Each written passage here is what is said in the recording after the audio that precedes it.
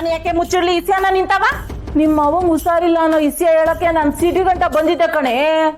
ಅವನಲ್ಲ ನಿನ್ ಗಂಡ ಪೂರ ಧೀರ ಸೌರ್ಯ, ನಿನ್ ನೋಡಕ್ಕೆ ಬಿಡ್ಲಿಲ್ಲ.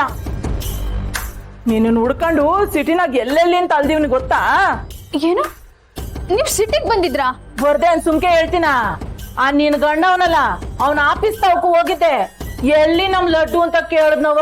ನಾನ್ ಯಾರು ಗೊತ್ತೇ ಇಲ್ಲ ಅನ್ನೋಂಗ ಆಡ್ಬಿಟ್ಟ. ಸರಿ ಅಲ್ಲಿಂದ ಬಂದ್ಬಿಟ್ಟೆ. ಅವನೇ ಓಡ್ತಿದ್ದು ಅನ್ಕ. ಅಲ್ಲಿ ಮನೆಯಾಗೆ ಯಾವ್ದು ಫಂಕ್ಷನ್ ಆಯ್ತಿತ್ತಲ್ಲ, ಅಲ್ಲಿಗೂ ಬಂದಿದ್ದೆ. ನಿಂತಾವ್ ಮಾತಾಡ್ಬೇಕು ಅಂತ ಕಾಯ್ಕೊಂಡ್ ಕುಂತಿದ್ದೆ. ಆದ್ರೆ ನಿನ್ ಗಂಡ ಸೌರ್ಯ ಅಲ್ಲಿಗೂ ಬಂದು ಆ ಫಂಕ್ಷನ್ ಇಂದ ನನ್ನ ಆಚೆಗೆ ಹಾಕಿಸ್ಬಿಟ್ಟ.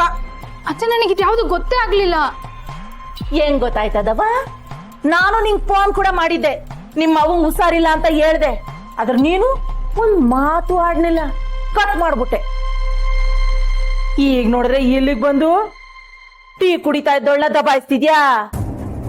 ಅಯ್ಯೋ ದೇವ್ರೆ, ನೀವ್ ನನಗ್ ಫೋನ್ ಮಾಡಿದಾಗ ನನ್ ಫೋನ್ ಅವ್ರ ಹತ್ರ ಐತೆ ಅನ್ಸುತ್ತೆ. ಸಾರೋಯ್ತು ತಕ್ಕ. ಹಂಗಾರೆ ಅವತ್ತು ಫೋನ್ ಎತ್ಕೊಂಡಿದ್ದು ನೀನಲ್ಲ, ನಿನ್ನ ಗಂಡ. ಅದಕ್ಕೆ ಮತ್ತೆ ನಿನ್ ಈಸಿಯ ಗೊತ್ತಾಗ್ನಿಲ್ಲ.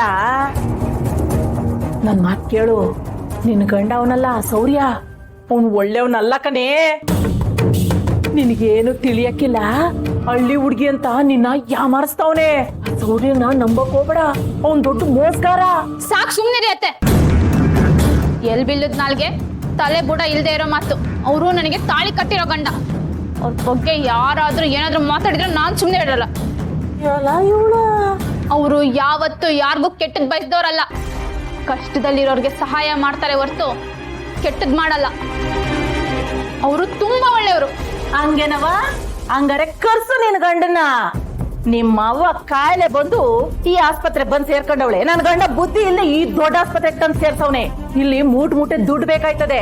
ನೀನು ನಿನ್ ಗಂಡ ಸೇರಿ ಮೂಟೆ ದುಡ್ಡು ಸುರಿದು ನಿಮ್ಮ ಅವ್ವನ್ಗೆ ಔಷಧಿ ಕೊಡ್ಸಿ. ನನ್ ಗಂಡನ್ ಬುದ್ಧಿ ಇಲ್ಲ, ಬುದ್ಧಿ ಕೆಟ್ಟ ಇಲ್ಲಿಗೆ ಬಂದವನೆ. ನನ್ ಗಂಡನ್ ತವ ದುಡ್ಡು ಇಲ್ಲ. ಅರ್ಥ ಆಯ್ತಾ?